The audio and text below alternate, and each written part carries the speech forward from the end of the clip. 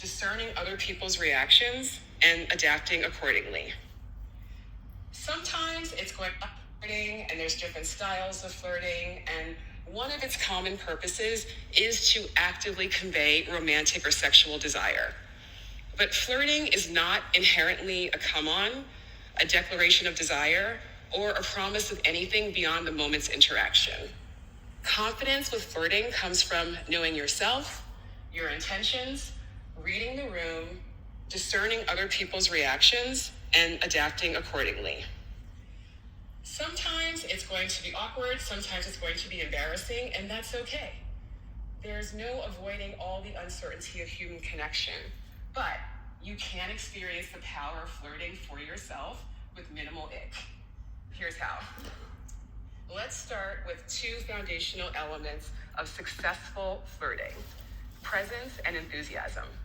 Presence is about being in the moment with another person without being distracted by what's going on in your head or your surroundings. To practice being more present, take deep breaths to ground yourself in real time, especially if you're feeling nervous. You can silently but powerfully communicate using your body language, your openness to connection, or not. So keep your phones down and your eyes up. Next is enthusiasm. By being enthusiastic, you have the ability to leave other people feeling good for having interacted with you.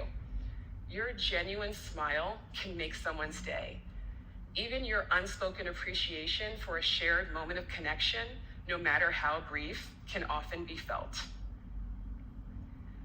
Lean into being the version of you who leaves other people with a smile on their face, and notice how much more magnetic you become. So once your vibe is right, here are 3 simple flirting styles you can start experimenting with. First is my personal favorite, and that is attentiveness or curiosity. So this looks like inviting connection by asking questions that inspire interesting conversations, like, if money was no object and you could do any job in the world for 1 year, what would you do? That's interrogation. Looking them in Nobody the responds to that. Leaning in and listening to their answer. It looks like paying attention to the stories that they share and noticing that the waiter forgot their lemon wedge. It's perfect for any occasion, from a first date to being an enviably thoughtful spouse. Next is compliments.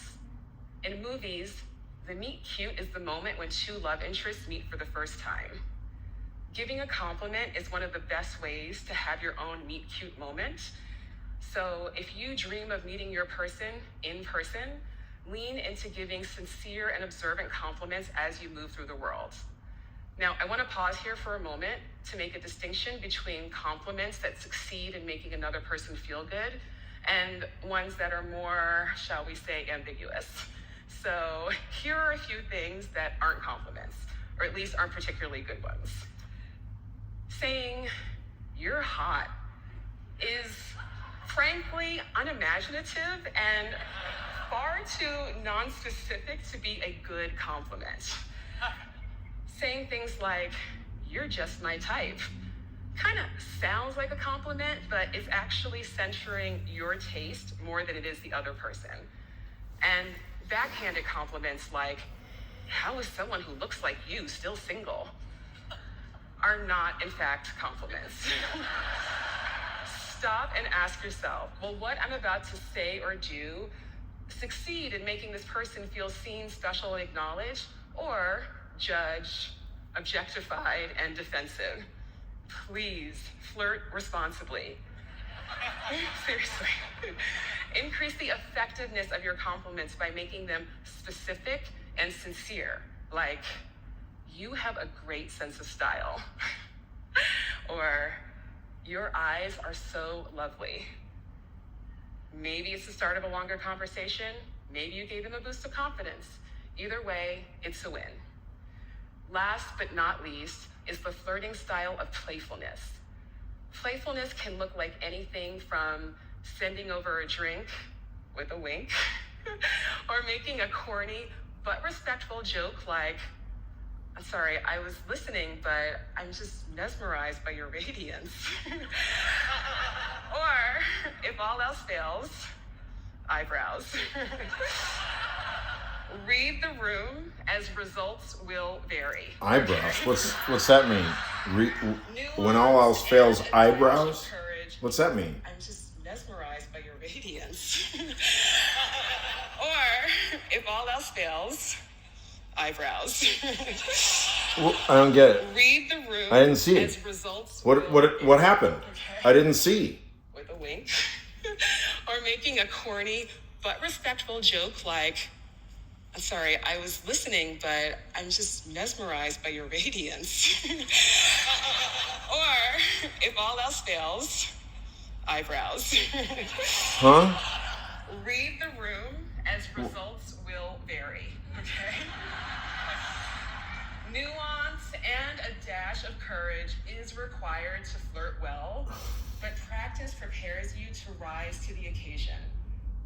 Attentiveness, compliments, playfulness, there's nothing complicated about these actions, yet they have the potential to spark. This is so complicated. I mean, it's much more complicated than trying to make two dogmas of empiricism into the same thesis that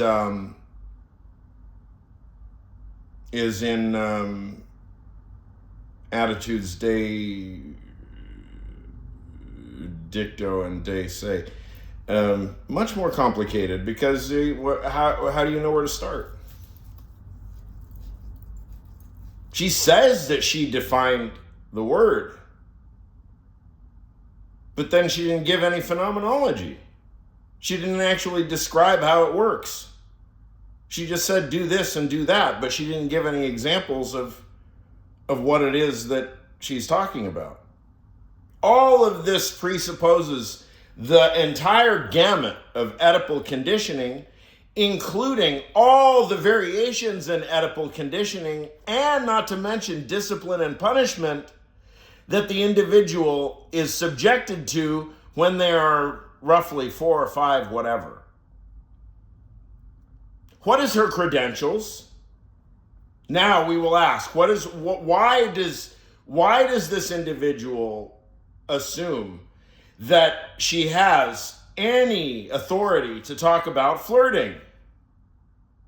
What's the name is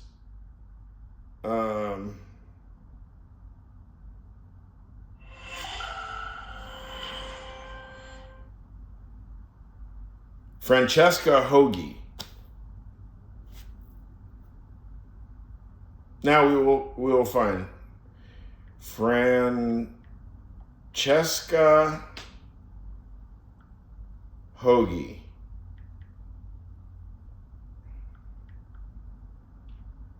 Public figure, CV and credentials, TED Talker.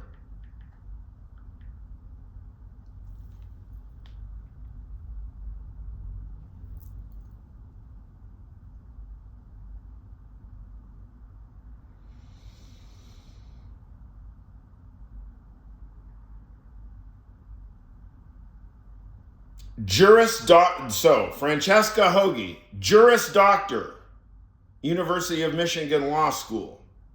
BS in Electronic Media, Producing, Syracuse University. Former corporate lawyer. Practiced law for over a decade before pivoting to love coaching and entrepreneurship. All right. So, Professor Hogi has no excuse to not offer the entire comprehensive phenomenological analytic, including all psychoanalytic theory. Otherwise, what the fuck is it?